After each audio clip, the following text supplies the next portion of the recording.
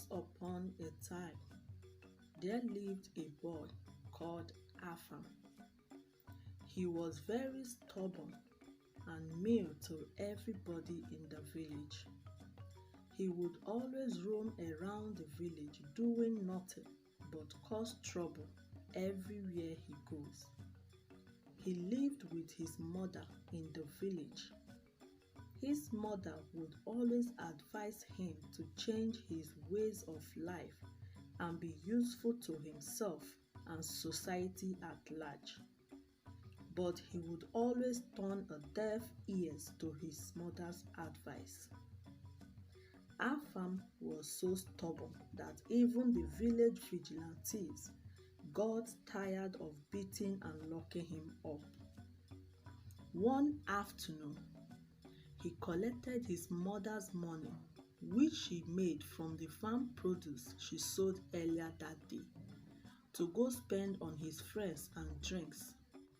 When he came back at night, his mother confronted him, but instead he yelled at her and pushed her aside, warning her never to interfere in his personal life and decisions. This continued for months until one morning, he was on his way to meet up with his friends at their usual drink spot when he came across an old man who called for his attention and pleaded with him to help him carry his basket of oranges to his hut. And before he could say further, Afam began to rain insults on him, calling him an old wizard who only wants to spoil his day with bad luck. He destroyed his basket of orange, pushed him to the ground, and do away with his money. Not minding his old age, the old man cried bitterly, and out of pain and anger, he placed a terrible curse on him, saying that he will never know peace as he will continue to steal for the rest of his life until he humbled himself and seek for mercy. Few hours later, Afam was with his friends at their drinking spot when an invisible dark light appeared and dwelled inside of him. Not too long, he stole a bottle of drink and was thrown out of the bar, thinking he was intoxicated because he had a lot to drink. Not until one day, he followed his friends to the market to get some food items when he stole something and hid it in his pocket. And when they were about leaving, a woman from the other store raised an alarm, shouting and calling him thief. His friends were surprised, and within a twinkle of an eye, people gathered to know what he stole. They searched his pockets and brought out what he had stolen, and to everyone's surprise, it was cubes of mangi. His friends were so disappointed as they escaped from the crowd before people would start pointing fingers at them. Afam was beaten without mercy and was taken to the king's palace for proper punishment. When they got to the palace, the market women narrated all that happened, and he was confirmed guilty of the crime.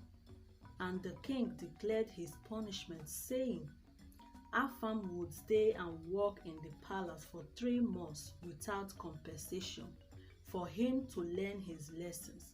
And after 3 months, and there is no changes in him, then he will serve for another 3 months. On hearing that, made his mother so heartbroken, knowing that her only child would be away from her for such a long time. After the king passed his judgment, he was taken to his room where he would receive proper treatment to regain his strength in order for him to resume his punishment the next day. And since then, the palace never remained the same as things began to miss in the palace. Few weeks later, he was caught stealing and hiding one of the palace golden spoon in his pocket by one of the palace maid. She quickly reported to the king, and another 3 months was added to his punishment. But that did not stop him from stealing. His mother was so bittered as she could not place her hands or figured out what could be the cause of his sudden behavior. This continued for so many months until one day, the king's offer, which was his staff of authority, got missing. At once, the king summoned all the palace guards and maids in search of the offer. The king also sent for the chief priest. As traditions demands, if anyone is being caught stealing or trying to steal the staff of authority, will be punished to the evil forest forever. When the chief priest arrived, after some incantations, and finally told the king that the offer was in possession of one of his palace guard. And when the king asked to know the name of the guard, the chief priest immediately pointed at Afam, telling the king that Afam was the one that stole the offer. Everyone was surprised to hear and got to know that Afam was the one that stole the offer.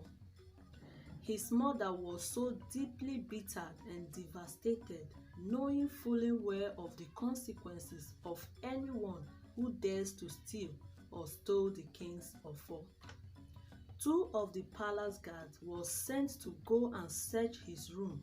Few minutes later, after searching, they finally found the offer under his bed where he kept it, and immediately they brought it to the king.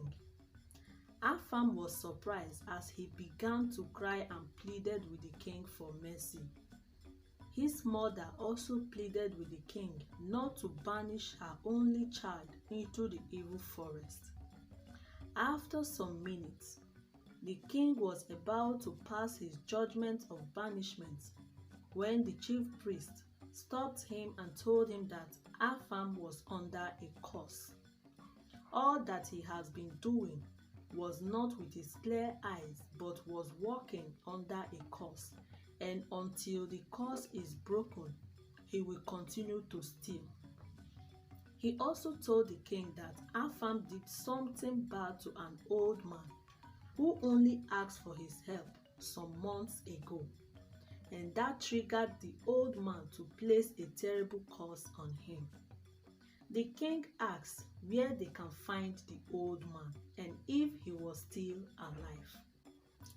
The chief priest told them that the old man was still alive and he stays in an old hut at the end of the village, close to the abandoned river.